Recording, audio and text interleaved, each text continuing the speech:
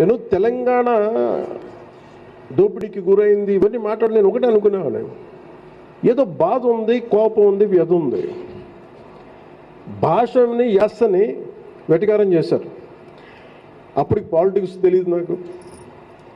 నేను నా సినిమాల్లో నేను ఎలా చెప్పాలి, నేను ఇష్టపడే తెలంగాణ యాస కానీ, తెలంగాణ మాండలికం కానీ, తెలంగాణ సాహిత్యం కానీ, అది నేను సినిమాలు ఎందుకు పెట్టుకుంటే ఓట్లు వేస్తానని పెట్టుకున్నాను, నాకు ఇష్టంతో పెట్టుకున్నాను, గౌరవించడానికి పెట్టుకున్నాను.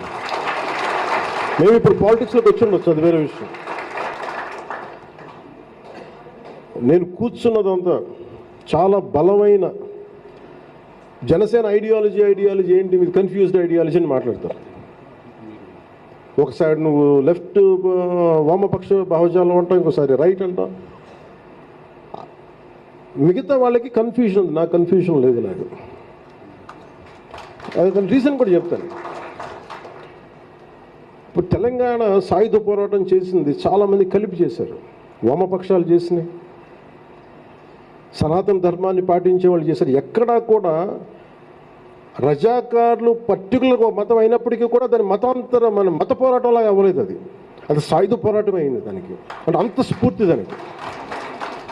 అంటే నేను ఆ బ్యాలెన్స్ నేను పట్టుకున్నాను. నాకు అర్థమైంది తెలంగాణ గొప్పతనం, తెలంగాణ పోరాట గొప్పతనం. అన్యాయం జరుగుతుంది, కానీ దానికి నువ్వు ఈ రిలీజియస్ యాంగిల్ తీసుకోపోవక్కర్లా, ఇంకో యాంగిల్ పట్టుకోవక్కర్లా, ఒక జస్టిస్ యాంగిల్ పట్టుకోవాలి. నాకు తెలంగాణ పోరాటం నచ్చింది. అది